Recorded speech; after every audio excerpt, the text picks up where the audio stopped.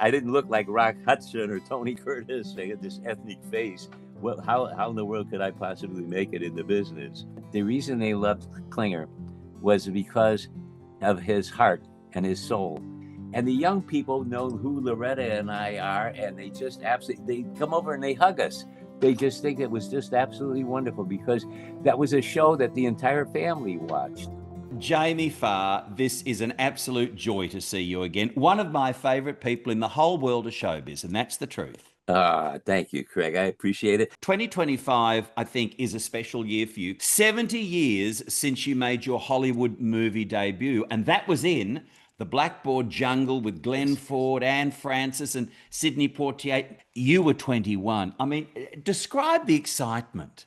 First of all, I loved movies when I was a kid. Yes. And I hung out at the Lowe's theaters where it played all the MGM movies. And MGM was probably one of my favorite studios before. And then when I happened to take the screen test and then get the part, I was so excited to come on. I had this little Model A Ford that I had, and I drove and I parked near the Thalberg building, and Yes. I went into, and the guard at the gate's name was Ken Hollywood. That was his name. A wonderful man. He's not like the ones that you see in the movies where they say, you get out of here and all this stuff. He said, hiya, Jamie, listen, we're shooting on set 17, stage 17. You want to go over there? So I went over there and I just walked around the lot and I said, oh my goodness, all those wonderful movies that were made here.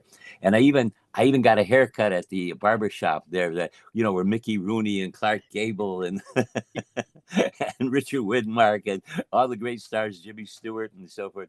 And of course, going to the commissary, I had the Louis B. Mayer chicken soup, that they had, and I just walk around and look around at everybody. I was a real fan, and then to be able to get on the lot on the stage, and be working with these people, having them talk to me and exchanging. And Sidney Poitier was absolutely wonderful. After I did the movie and it was being shown all over. And that I was out of work for a long period of time and I had no money and I needed to get a job. So a friend of mine, the actress Jackie Joseph, well, her mom, Belle, was a bookkeeper at a chinchilla farm.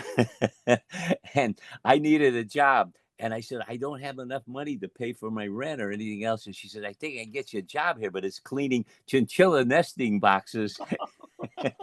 Oh, wow. Let me take you back, Jamie, to Toledo, Ohio, where you were born. You were, in fact, born Jameel Joseph Farah. Were your mum and dad in showbiz, perchance? No, my dad was a grocer.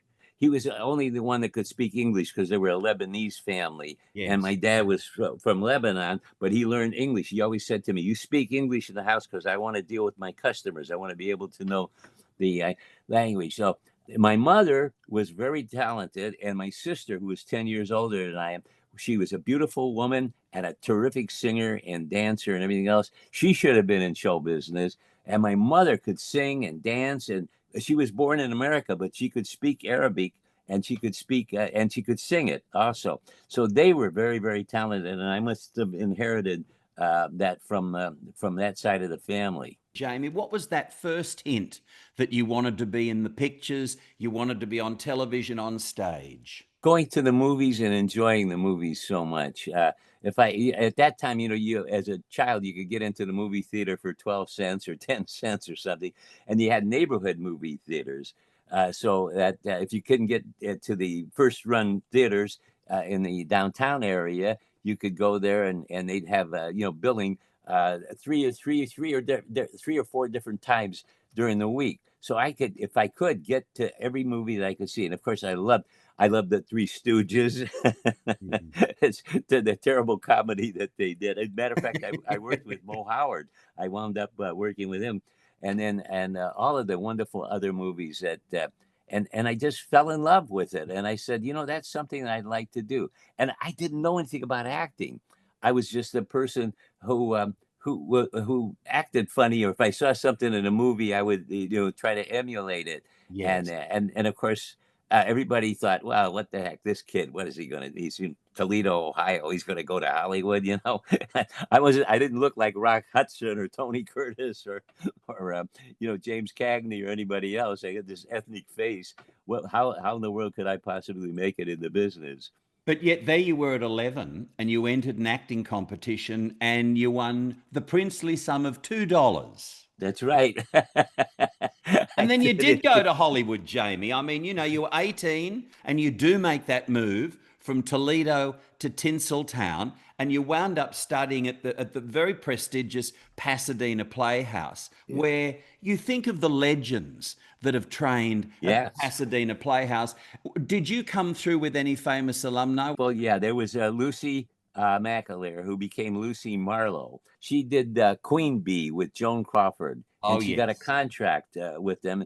And Dick Benson, a very handsome guy, that he changed. They changed his name to Jack Hogan, and he became a regular on Combat, the TV series Combat. Oh, So yes. that was the one. And then I think I was the only one actually that. That came out of it, and I'm still kind of in it as well. There you were at the Pasadena Playhouse. It was like $600 a year and you couldn't afford it. But at that point in time, an MGM casting director is there, and bingo, there is The Blackboard Jungle, your first movie. And then along comes the movie musical Kismet with, I think, Howard Keel and Ann Blythe. And you did a little bit in that as well. So there, You know you who the other were people were Buckingham. in there that in that movie that did little bits as well? One of them was Ross Bagdasarian, who later became the Chipmunks. You know, Alvin and the that was Ross. Chipmunks. He was in that movie, and then Aaron Spelling, who was an actor. At that, as a matter of fact, we were with the same age at Meyer, Michigan, there, and he actually beat me out in a movie that Jeff Chandler had done, Away All Boats, and then of course later became this big producer. And he always hired me. He never forgot about all the tough days that we had. Wow. Carolyn Jones, he was married to Carolyn Jones, and Carolyn Jones was the one that got Aaron the writing deal for the Dick Powell Theater, the TV show, and he used to write the lead-ins to the Zane Grey Theater, and that's how Aaron got going. And he never forgot his buddies, you know, all of the hungry buddies that we used to go out on the interviews, and he'd hire all of us. But I know it was only a little teeny weeny role, but still, you're in Kismet. Do you remember what you played? Yeah, the Orange Merchant. Oh, I supposedly stole something or whatever it is, and I think Howard Keel has his foot on my chest. I'm laying on the ground, and in Howard Keel's book, It's Only Make Believe, he writes about the people I just told you about. He says they probably don't remember us in the movie, but you'll remember three people in the movie. One was Aaron Spelling, one was David Seville, you know, David Seville and Chipmunk, Ross Bagdasarian, and a guy by the name of Jamie Farr, who's on MASH. now 1955, you also land your first TV role, the Red Skelton Show, of course. You played Snorkel, the butt of many big nose jokes, right? Yes. As a matter of fact, you know, before I had done a pilot that didn't sell. It was with Craig Stevens and Lola Albright and Alan Hale, and it was called Yes. The Mighty O. And the character that I played in it was called Snorkel. The guy could smell anything, and there was a chef in it that Red Skelton. They said, hey, it was Sherwood Schwartz. He said, look, Red doesn't have any kind of military kind of shows in that. Let's take the two characters out of that pilot that didn't sell for CBS, and we'll take the kid with the big nose, and we'll make Red the chef that was in that, and they'll be the two buddies on it. And the first show I did was with Buster Crabbe. But before I got the part, I had to go to Red's house to meet him, and I was so nervous and so scared. And the producer, C. Sparker, took me up to his house. He lived in Bel Air in his big mansion. And I was nervous in that. And he said, that's okay. Just be careful. You know, Red is a real nice guy. And he opens the door and he has this Japanese kimono on and a toucan bird on his arm. And he looks at me and he says, was your mother frightened by an anteater? because of my nose. And he says, when you were on board that ship, did they use your nose as a rotor, at the back end to guide the ship? And he went on and on and on. We just hit it off absolutely wonderfully. And as I said, I think in my book, he was like a second father to me. He was just, this is my St. Christopher medal here that he gave me Oh, when I went into the real army. And, yeah. he got that to keep me safe. And then Oh, he put on the back, he put your good friend, Red Skelton. I miss him Jamie, a lot. that's I beautiful. was one of the pallbearers. It was Milton Berle and Yeah. Bob Hope and a stage manager by the name of Willie Dahl and me. We were the four pallbearers at Red's funeral. You've been very candid in interviews, and of course, in your wonderful book, we'll talk about in a moment. But just how Red Skelton was really instrumental in getting your career up and going, and also honing your wonderful comedy chops. Yes, I um, I traveled with him. As Bob Hope used to say, one day you're eating a chicken, the next day you're plucking the feathers. I plucked the feathers quite a few times in it, and when I went into the real army. Red came over. He got me from the State Department to help him entertain the troops all the way up to the DMZ in Korea. And before he came back to America, he said, it might be tough for you when you get out. So if it is, you come and see me, which I thought was a nice thing to say. Well, I got back and I couldn't get a job. There was just no one would hire me because didn't have any recent credits, and a lot of my friends had become stars at that time. Clint Eastwood, who I was in acting class with, he was cleaning swimming pools while I was cleaning the nesting boxes at the chinchilla farm, and several other people. I'm trying. Dan Blocker had Bonanza, I think, and I'm trying to remember some of the other folks. But nobody would hire me, so I went to say goodbye to him, and he said, "No, you're not." And he says, "I'm putting you under personal contract." And he gave me several $100s. He says, "Send that home to your mom." My dad had passed away, so that's why I was going to have to leave and go back to support her.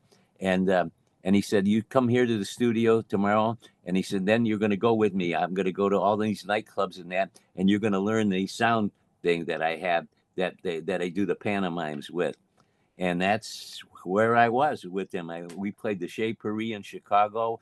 We played the Fontainebleau Hotel in Miami Beach. We played the Moulin Rouge in California, the Sands Hotel in Las Vegas. So I was with him for quite some time. I want to take you to 1956, and you land another small role in a movie called Diane with Lana Turner and Roger Moore. Did you get much time to kind of hang around with Lana or Roger? I mean, did they open their arms and welcome a newcomer like you onto the set? No, because when they're big stars and you're doing a big movie like Diane, I don't. I'm trying to remember who directed that one. The Kismet one, that was Vincent Minnelli that Yes. did that. And when you had a minor part, a day player, and you don't even see the director. They sit in their chair and they have the assistant tell you what to do and so forth. So the same thing. I didn't really have much to do in it. I didn't really get to know Roger. I certainly was enamored, obviously, by Lana Turner, but I got to know him when I did all the Cannonball Run movies, and we Oh, became good buddies after after that. He was a wonderful guy. I yes. had a lot of fun with Yes. Roger because now I had like equal billing, in the films. But when you're a day player, you're almost like an extra. You got a line, a couple of lines or something. But believe me, it paid the rent and brought the groceries. The early 60s, and you're cast in the biblical epic, The Greatest Story Ever Told, playing Thaddeus, of course, one of the apostles. Think about it, Max von Sydow, Charlton Heston, Dorothy Maguire, I think half of Hollywood was in that movie. But Jamie, for you, getting that role was miraculous because you prayed to St. Jude, the patron saint of hopeless causes, and then you kind of grumbled at St. Jude one day, and bingo, your whole life changed. Please step me through what happened because this, folks, is an incredible story. Well, what happened was it was a time when I was again I had left Red and wanted to go on with my career because I didn't want to be a hanger on or to be one of the people, and he understood that. So that's went out on my own, and I was trying to get that work, and things just weren't happening again. I ran out of unemployment. You know, if you think going to a premiere where you see big stars, you ought to go to the place where they hire people. You know, I forgot what they call it, where you get your weekly check. You know, you see a lot of all the actors out of work. You see big names and they're getting their $55 a week. You know, from the Department of whatever it is, the unemployment office. And so I had run out of that, and I knew this movie they were going to do, and I knew I because of my face, I knew there was something in it. It had to be for me in it. I didn't care what it was. And when I talked to my agent, he said, Jamie, he said, for comedy, he said, did you do anything serious? And I said, yeah, a buddy of mine, I did a show called the Rebel with Nick Adams. A buddy of mine from Toledo had produced it and wrote the show. And he says, look, if you can get it, get it for me, I'll call George Stevens' office and we'll see if they can take a look at it to see that you might be right for something. I said, okay.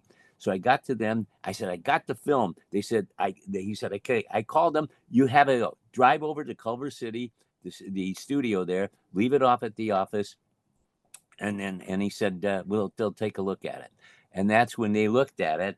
And that's when I got the call that I didn't get anything in the movie. And that's when I went and told St. Jude off that I was so upset with him. So, but then later on, when I came home, the phone was ringing. He said, I don't know what happened, but I got you a 26-week guarantee at $425 a week to play Nathaniel Bartholomew. And then I went in and took my wardrobe test and everything else. And there's, of course, Charlton Heston and Roddy McDowell, and they're talking about what they were doing in Italy. I didn't tell them what I was doing. Looking for my next meal. So at any rate, they said, no, that you're going to be playing this other apostle at it. And that's when I found out. I said, oh my gosh, here I told them off. So I couldn't build him a shrine the way Danny Thomas built him. Danny Thomas is a great comedian. Is the one that first prayed to St. Jude. That's where I got the idea. I'm Lebanese. I'm from Toledo. He prayed in Chicago. He prayed to them and said, I'll build your shrine if you help me. And indeed, he built the St. Jude Hospital in Memphis, Tennessee. But he did say, I certainly will send you money. So I did. I helped try to give money to the St. Jude Hospital. You had enough money to be able to marry your then girlfriend, Joy. And I think you've been married now, over 60 years? Yeah. But let me tell you this story. When we got married when I was doing the movie, the Greatest Story Ever Told. So all of the actors, we all had these beards on because we were playing the apostles. Yes. And all of the guys that were in the movie were there. All the apostles were there, and including Max von Sydow and Dorothy McGuire, who played Mary Mother in it. And they're all there. And of course, the big ceremony that we're having. And that all of the guys are looking up at the portraits and seeing who they are, who they. And so the father is starting to shake before he's dead. I said, Father Paul, are you okay? He says, no. I said, what's wrong, Father? He says, he looks down at Max von Sydow, who played Christ. He says, this is the first time I ever worked in front of the boss. Oh, wow. Yeah. But boy, that poor Joy, she went through so many, really trying times where we couldn't afford something. And she even got a job to make sure that I could work after we bought the house. There was a whole year where I didn't even work. The phone didn't even ring. And she had to take 2 buses to go to Hollywood and work at a employment agency. She was a receptionist there. Yeah. Incredible. You look back at all those times. I tell you how blessed I am. Believe me, I am. Honestly, with limited talent and limited looks, the guy winds up, doing pretty good for himself. We're talking about the great Red Skelton and how he helped you in your early career, and just to be witness to his amazing comedy and so forth. Dick Van Dyke. You see, I remember seeing Dick Van Dyke, the delivery boy, I think, with the snappy service hat with Dick Van Dyke. Now, he too is a master of comedy and incredible timing. What was it like working with the great Dick? Oh, well, first of all, Carl Reiner, who got me the job. I was a big fan of his because I used to watch the Sid Caesar show with Howard Morris and Carl Reiner, of course, and Sid. the all the other comedy ladies that he had on there, the timing of it and the writing of it, which incidentally I got lucky with, because later on when Howard Morris became a director, he always hired me for his movies, like Who's Minding the Mint, and I'm trying to think of all the other movies I did, the TV shows that he did with him, and then also Carl Reiner was a big proponent, and several of the writers that were writing for the Sid Caesar show actually wrote on MASH. So I had a real good company to be in, and they also admired the kind of comedy I did, because I love sketch comedy. I love playing the different characters. I did that on the Danny Kaye show. There was Sheldon Keller, Larry Gelbart, of course, and then of course I did F Troop, and Gene Reynolds was directing at that time, and Hy Averback was a producer of that. And I did a stand-up comic Indian for the Hakawi tribe, and I only had a few lines in it, but I did like Henny Youngman jokes and Milton Berle jokes, one-liners. And Gene liked me, and he wrote my name in his book. And when he became the producer of MASH, and Larry Gelbart got this idea of the character that it came from a Lenny Bruce story, where Lenny Bruce was in the Coast Guard, and they said dress of the day, and he thought he'd be funny, and he came showed up in a dress, So Larry says, why don't we do a character, like that on the show? And that's how I came on for one day and stayed for 11 years.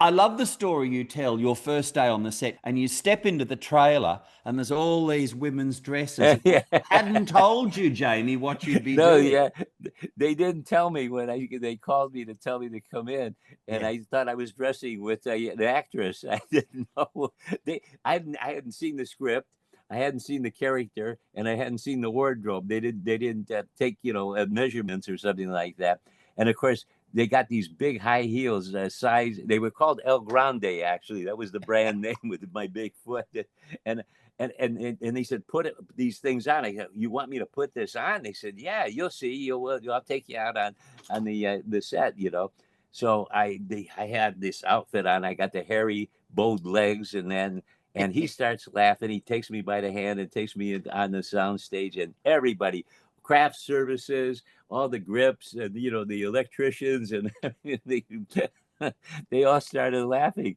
So they think, boy, what a great thing I got here. And I only had 4 lines. That's all I had in the entire show. But they kept calling me back, and I think I did 4 or 5 shows that first year. And then MASH was going to be canceled, but then they saved it and moved it from the Sunday night against the Wonderful World of Disney to the Saturday night lineup, which became the greatest lineup, in the history of television, with Mary Tyler Moore and the MASH and All in the Family, and I forgot all the Carol Burnett show and Bob Newhart and everything else. And then I did 13 shows the second year, and then they put me under contract. Starting with the third year. Why do you think Klinger was so loved? I do these cameos, Loretta Swit, and I don't know if you know about the cameos that we do, like wishing somebody a happy birthday or a happy anniversary. And I got a wonderful letter, email through Cameo, saying that the reason they loved Klinger was because of his heart and his soul, and the coloring of him, in terms of that he just wasn't a Johnny one note joke. He was kind. You always saw him, like several moments it'd be the thing, and even quote some of my one lines that I had in the show. The time when I lost Houlihan's ring, and then we find it, and she tells me off, and I had a dramatic scene there. The same thing with the David Ogden Steyer's character, who took over for Larry Linville, Major Winchester, when I found out that he had given the candy to the kid and the thing, and I bring him the meal at Christmas time, and I said something. He says, "Well, thank you, Max," and I said, "You're welcome, Charles." And they said those moments that made the character complete. That he wasn't just a buffoon. He had a heart and soul. And I think that's what made Klinger such a popular character. Let's not forget the very reason that Corporal Klinger was wearing those dresses in the first place was to give the impression he was completely nuts. to get him Yeah. out of the service. Some of those dresses you wore, though, Jamie, had some incredible pedigree. I mean, they'd been worn by the likes of Betty Davis, by Betty Grable, and Ginger Rogers. You had a great encounter with Ginger Rogers in the Yeah. commissary one day. We had done a takeoff on Ginger Rogers and Fred Astaire, and they had me dressed up. I got one of Ginger's outfits that she had at Fox there, and Kelley Nakahara. Kelley was wonderful, Nurse Kelley, and she was supposed to be Fred Astaire, and we did Dancing Cheek to Cheek, in the thing, and it aired and got big laughs and everything else. So the next day, I happened to be in the commissary having lunch at Fox. And who's there but Ginger Rogers? She's doing a guest spot on The Love Boat, which was done at Fox and that. And she sees me sitting there. I was all by myself. And then she said, "Jamie Farr." I said, "Oh, yes, Miss Rogers." She said, "I saw that show, the one you did last night where Ginger Rogers and Nurse Kelley was Fred Astaire." I said, "Yes." "And you wore that gold lame dress that I wore?" I said, "Yes, ma'am." She says, "Well, I don't want to tell you something. It looked a hell of a lot better on you than it did on me." The other endearing aspect of Klinger, of course, was he was the absolute class clown of 4077, the Statue of Liberty dress. There was Oh. Dorothy and Toto. There was, the Carmen Miranda fruit hats. Of all the outfits, the biggest laugh was the Statue of Liberty one, because that was such a surprise to everybody. It even was a surprise to me. I'm trying to remember. I don't know who wrote that one, whether it was Larry Gelbart or Sheldon Keller or one of the other. There was Larry Marks also. But that outfit was really tough to put on, and to wear. And what a payoff that was, because nobody would have ever suspected that when MacArthur comes in and drives through, that he doesn't even pay attention to them. And then you see him standing up and saluting, there's me with the torch going on. Now, first of all, I mean, we're really taking theater dramatics well, how could he possibly have got that outfit? But who cares? The payoff was so good. Well, I tell you, people told me that they absolutely fell off of their chairs and their sofas watching it. And the reason I know that is the next day, I happened to be in Beverly Hills. I was doing some shopping there, whatever it is, and the bus drivers were honking their horns. The cab drivers were, and people were waving at me and laughing, about that particular show. The people send me stuff. Look what I got here. Can you see that? Oh, Somebody I did a can, painting. yeah. That's supposed to be the That's one that beautiful. Harry Morgan. He wrote some people. These people Oh, wrote some stuff on the back. yes. You'd be surprised when Loretta and I go on these conventions that they, you do the autograph conventions. The young people, they said they watched. The fathers said they watched it with their father, and now the young people are watching it with their father and their grandparents. And the young people know who Loretta and I are, and they just they come over and they hug us. They just think it was just absolutely wonderful, because that was a show that the entire family watched. Of course. How many people became doctors because of A that? lot of people, yes, we get a lot of emails and fan letters where they become nurses or doctors. I got one the other day, a cameo from a lady who said that this show inspired her, and she became a lieutenant in the service. And she served in Korea, and they used to call her Sweet Lips and Swivel Hips. So I said, I'm gonna write Loretta and tell her that. It was a TV juggernaut all over the world. And I think it was because it had this incredible ability to balance the horror and rawness of war, offset with the brilliant writing. And of course, everybody's incredible performances. I don't think you could have cast a show more impeccably and perfectly than they did in MASH. And it was that wonderful razor's edge that everybody walked. Don't you think, Jamie? Yes, I totally agree with you. There was one of the episodes on the other night that really, at the beginning, you didn't want it to be Hogan's Heroes or something, Abbott and Costello at the front. No. And one of those stories was that one where Alan Alda's buddy that he had known from school together, as sometimes you hear the bullet is the name of the show. And that was one that kind of turned that around, where he he sees his buddy. They're good friends in that, and it turns out later on when the wounded come in, it's his buddy, and he can't save his life, and it really made such an impact. Some of the storylines were just incredible. You'd have almost burlesque things going on, and then something that was really that touched your heart, and that made you really think. That one line that McLean Stevenson had to Alan Alda when he says, there's certain things in war you can't change. He says rule number one is soldiers die in wars, and rule number two is doctors can't change rule number one. And that some of the dialogue was incredible. It's so poignant, isn't it? And you know what? 2025, you look at MASH and it still absolutely stands up. It's going to be one of those shows, as you know too well, Jamie, that lives on forever. Sadly, though, you look at some of the great people you worked with: Wayne Rogers, David Ogden, Stiers, Harry Morgan, Larry Linville, William Christopher. Sadly, they've all gone. You and Harry Morgan were very, very close friends, weren't you? Yes, we dearly loved Harry. Harry was the patriarch of it, and that what a career that man had. It's just incredible. All of the movies that he did, a TV series. I think Harry did 13 television series. Can you imagine that? Oh, yeah. And And a that, and load of the Dragnet went on for a long time. But can you imagine how long he was with us? On MASH. I think for almost 8 years. The show was on for 11 years. That yeah. man was never out of work, and he was such a wonderful, wonderful friend and actor, and we truly miss him very, very much. What was he like, Jamie, as a person? Was he funny? Was Oh he yes, kind? How did you yeah. find him? He was anything you can think of that would be make a perfect friend and human being with him. They were our family. That was 11 years of a lot of wonderful actors. We spent more time with them than we did with our own families.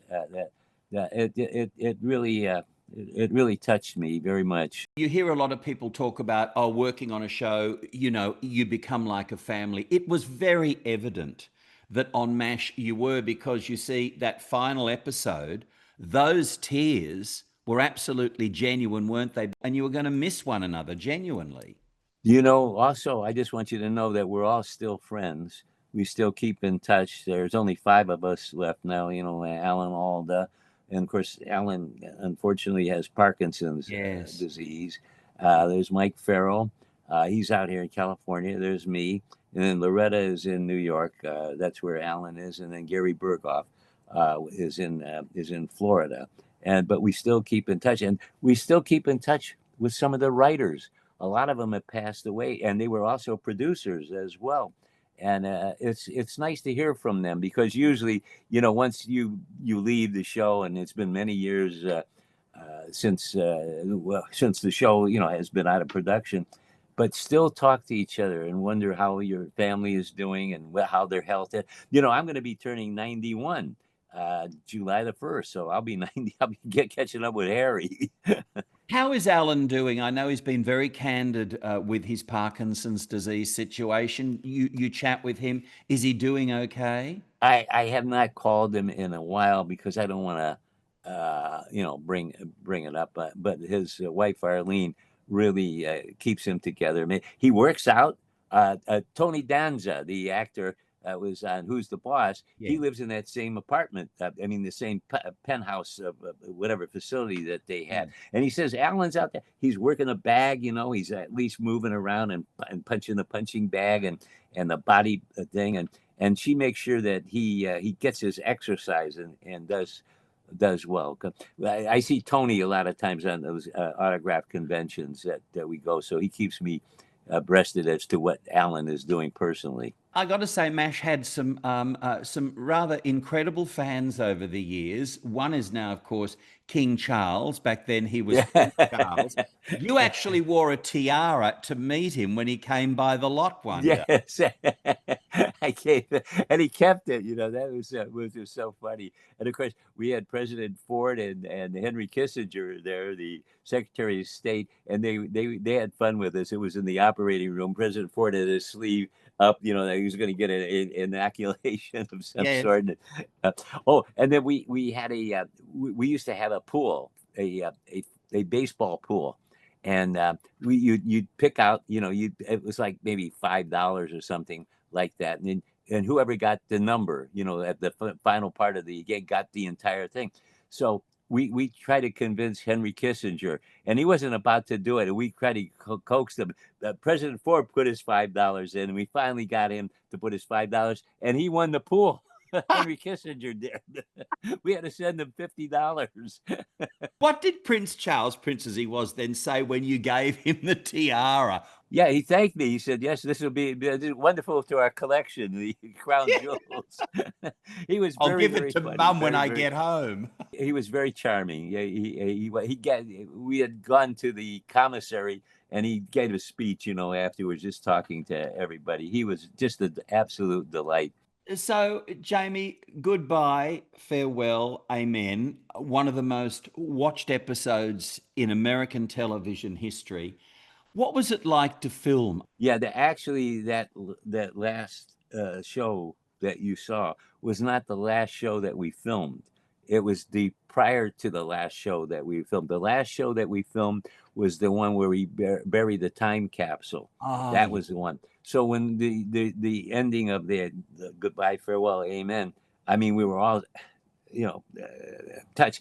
Also, the set that we had to build a new set. We had to put it at Lake Sherwood, where the golf course is, because we had a fire that was at our set on Las Virgines, where we shot all of the things.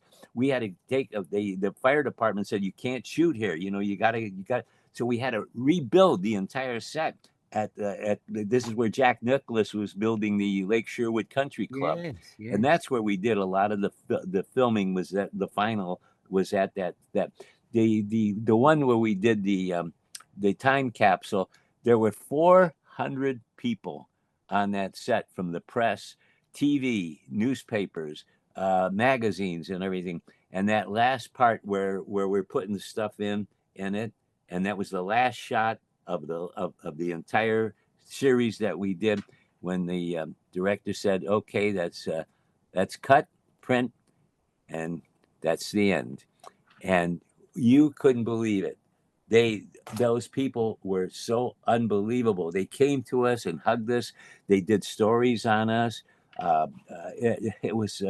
I wish I had a picture of the 400 people that were there on that set for that last shot of the series. Yes. I still remember it. What was it like getting back together with some of your co-stars for the series after MASH? It was great fun. We had some problems with it, because what they did is, which we didn't know, they had sold the show without telling us that they had sold it. And I was ready to go over with Aaron Spelling, because he said he never had done a successful comedy. So I was thinking about, well, maybe we'll do a pilot, with him and get him. And I got told, they said, "Oh, no, you, Harry, and Bill Christopher and Rosalind Chow, we already sold you. There's no pilot, and we have 13 episodes on the air, and you're making this kind of money." I was so stunned by it. and again, if we didn't have a pilot, we didn't know. They took our characters, and they did some things that I think we were trying to tell them we didn't like the direction that they were going in.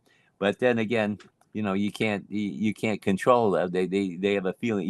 You're not gonna tell people who were so successful with a show for 11 years that they're wrong and you're right. So you go with the flow, don't you, Jamie? Exactly You right. had the distinction of co-starring in Doris Day's last movie, which was called With Six You Get Egg Roll. What was Doris Day like to work with? She was absolutely wonderful. And of course, I was a huge fan of hers. I remember the first time I saw her in Romance in the High Seas, a Warner Brothers picture with Jack Carson and S.C. Segal, and I fell in love with it. I saw this woman. It's like, I think Harry Morgan's character, Colonel Potter, said he loved hearing her sing, and he was crazy about Doris Day. Well, that's the truth. I was absolutely crazy about her, and she was so sweet and so nice. And actually, they were interested. Her husband at that time was Marty Melcher, interested in doing a pilot with me to do a series, but of course, they wound up getting a divorce and the thing, but she couldn't have been nicer. And later on, I got word from her that she wanted me to do something for her the animals that they had. And there Yes. was a lady representative that didn't live too far from me. And she said, Doris would wonder if you would do that. I said, anything she would like for me to do, I'd be happy to do a tape, a video, or anything for Doris Day. What a sweet, wonderful, wonderful lady. Fans wouldn't forgive me for asking you about Cannonball Run. You did all 3 movies. Burt Reynolds did 2 of them. What were they like to work on? I mean, you look like It was you've a done party. such fun. Yeah, a It was a party. sober breath on that show. I tell you, I mean, Dean Martin, Sammy Davis Jr., Charles Nelson Riley, Telly Savalas, Frank Sinatra. You go to the dailies, to see the thing, and everybody have a drink in their hand. It was a party. It was more fun. Al Ruddy was the producer of that, and there was more laughs on the thing. I remember and they let us clown around. When you saw some of the outtakes that Oh, that yes. they had at the end of the movie. I remember that one where Telly Savalas was supposed to. He played the gangster, and he was going to kill all of us. Dean Martin, Sammy, and the Sheik, and all that. And they were trying to come up with a line. He says, any last requests? Mine was a couscous. There's a Sheik in it. So I gave Dino the line. I said, they said, any last requests? And he says, can I see your wine list? See, Jamie, I think part of the contract was you got a new liver at the end of it, didn't you? Yeah.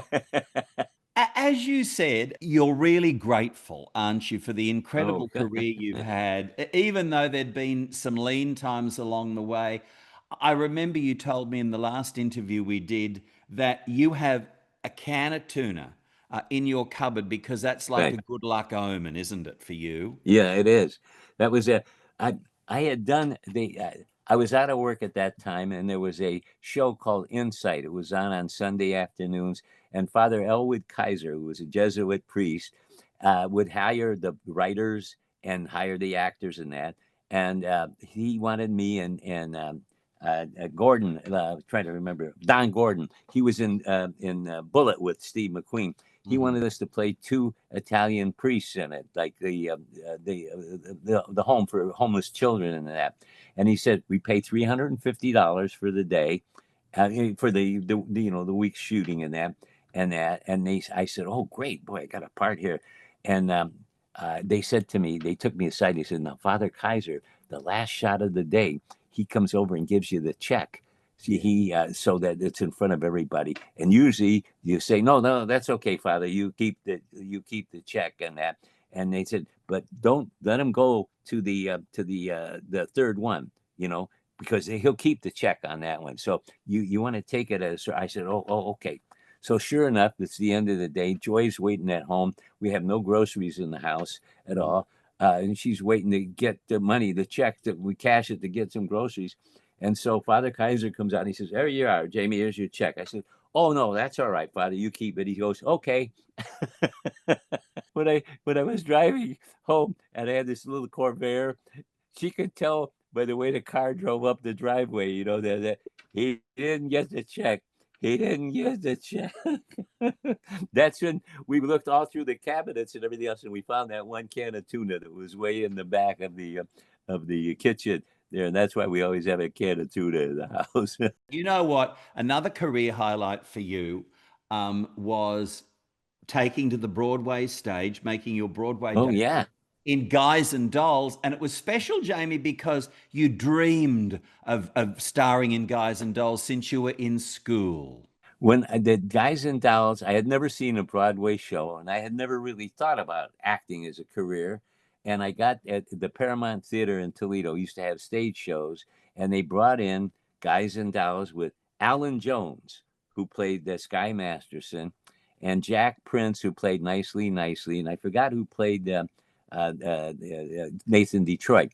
In the play, the original play, it was Alan Alda's father, Robert Alda, who That's played right. Sky Masterson, and it was I think Stubby K was Nicely Nicely, and Sam Levine was Nathan Detroit.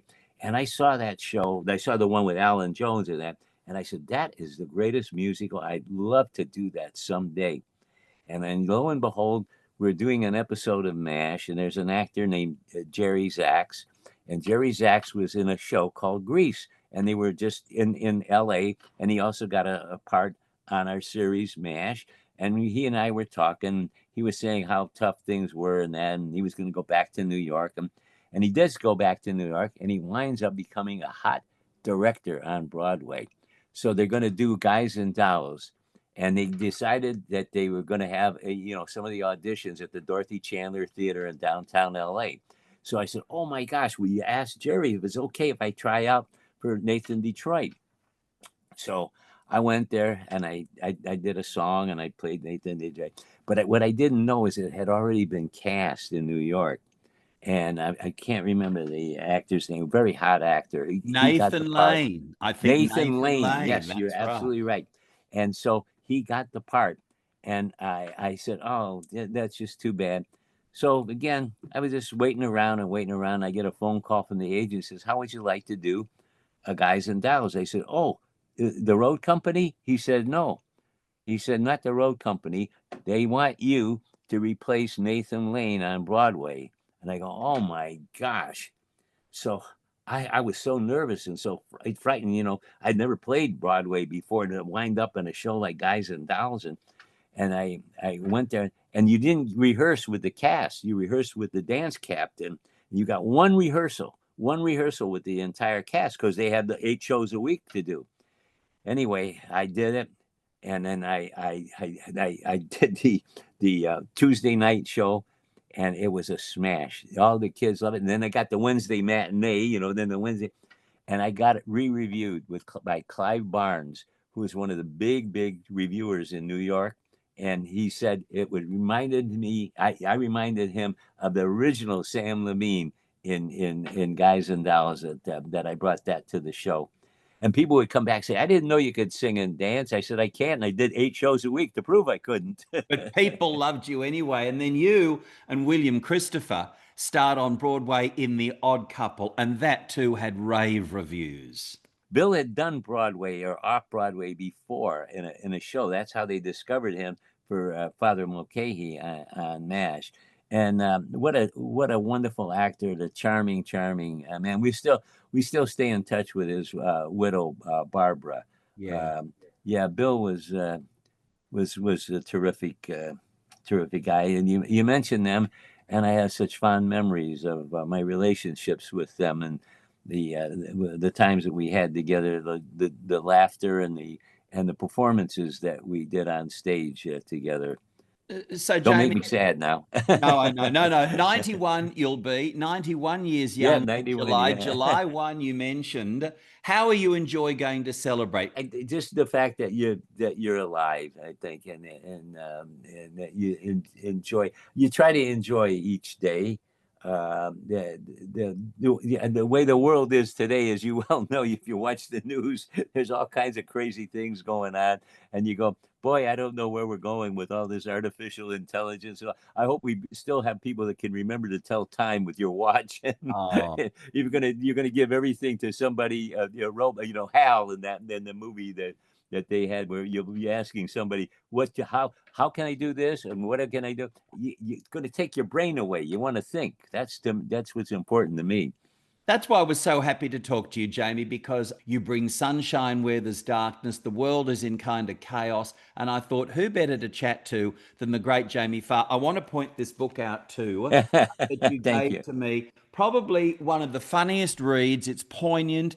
It is actually like sitting in the lounge room talking with you now, just Farr Fun, it's called. You can find it on eBay. You can find it on Amazon. And for those who love Jamie Farr, it is an absolute must get. Now, you're also talking about the fact that you and Loretta Swit do cameos. So people can hunt you up there, and you'll be very obliging. We're supposed, the next time Loretta and I will be together, I think, is in Tennessee, Knoxville, Tennessee, in July, signing autographs. And then I think we're going to be in Salt Lake City, and that they're a lot of fun because we see some of the other people that we were all so popular at that time, and a lot of them are still alive, and we have a great time meeting with one another. We see, Eric Estrada and from Chips, and Yeah. we see Morgan Fairchild, from the I think was it Falcon Crest. Falcon's Crest, yeah.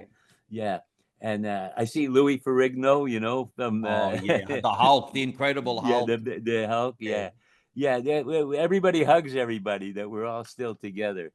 And Jamie, what about for you? Are scripts coming in still? Are you still receiving scripts? Would you still like to? Not really. I'm not honestly not really that interested, Craig. Some people would say, yeah, would you like to play this kind of a part in the thing? And I don't think so. The business has changed also. It's not the same.